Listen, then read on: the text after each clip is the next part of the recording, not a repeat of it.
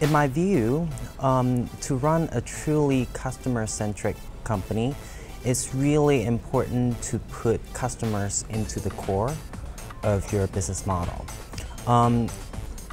What that means is actually that you should pay attention to the customers, not just the product, because the market and the customer trends are always changing. Their needs are always changing. And if you're just focusing on the product itself, you may get stuck.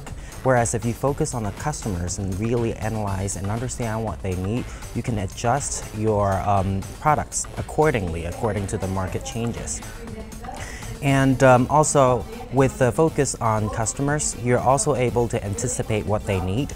You're able to give them products that they actually need, and on top of that, you can even come up with products that they didn't know they need in the first place.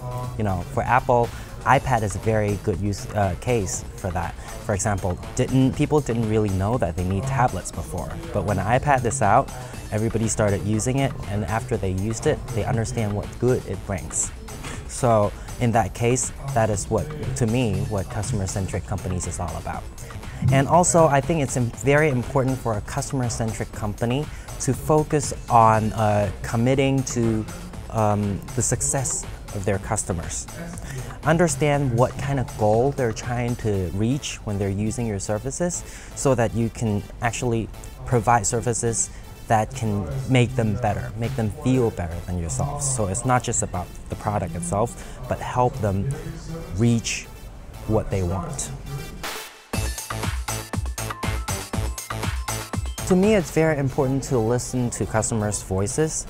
In Zorpia, we collect our user feedbacks from many sources. As you know, currently there are many ways that people can talk with a brand. For example, on Facebook, on Twitter, on emails, or even phone calls. So by understanding what our users are saying, we actually have a system to real-time pull all the data from Facebook, Twitter, emails, and phone calls, and to aggregate them and come up with charts, real-time charts, breaking down by the issues that they're facing with, and analyzing what kind of issues they have on through different channels. And so, in terms of customer support, we can also come up with specific strategy to respond to their requests in different ways that are suitable to different channels.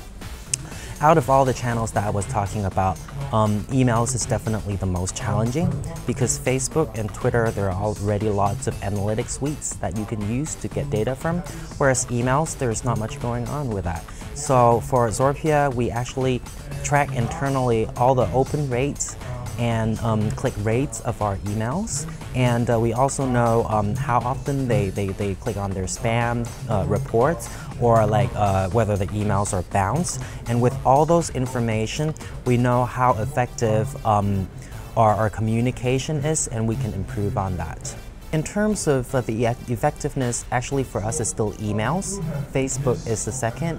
But according to some research, if we are trying to outreach to customers, emails are still proven to be 40 times more effective than Facebook and Twitter or other social media at the moment.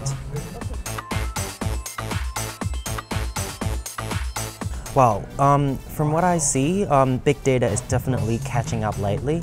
In China, there are many interesting usage cases for big data. For example, there's Jingdong.com, and so they're like an Amazon in China, and their specialty is that they have their own warehouse and they have their own logistics systems to make sure that all the products are delivered directly and fast. And so that with this kind of big data usage, they can come up with new business models that they can market to other people. And another logistics example is like SF Express, the largest logistics company in China. In order to save their fuel and make their operation more efficient and delivery more speedy, they have gone even as far as coming up with their own app for their own employees to find the best and the most efficient routes to deliver their packages. So and with that, they can market themselves as a high-end company, and that is what they can improve in terms of their marketing strategy. Whereas in Hong Kong, there are also many financial technology firms that are coming up, that's what I see. And they're using lots of big data analysis to look at Twitter and other sources to see how each stock is performing. And again, with big data, they're able to come up with new branding and new selling point, and that ultimately helps their customers reach their goal of, for example, financial companies making more money, or logistic companies getting their products or packages faster. Many people ask me questions of that. I think in terms of big data, there are many data around.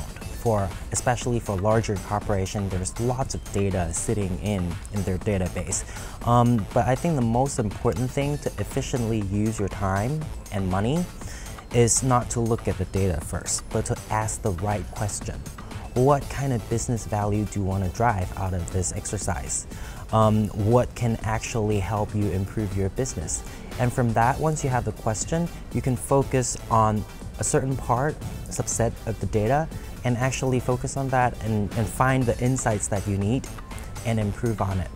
And the methods is usually basically understanding what your goal is, and to capture the data internally and externally from other sources, analyze the data, and then come up with charts and visualize the information so that top management can come up with strategies that are specific and useful in terms of increasing your business bottom line.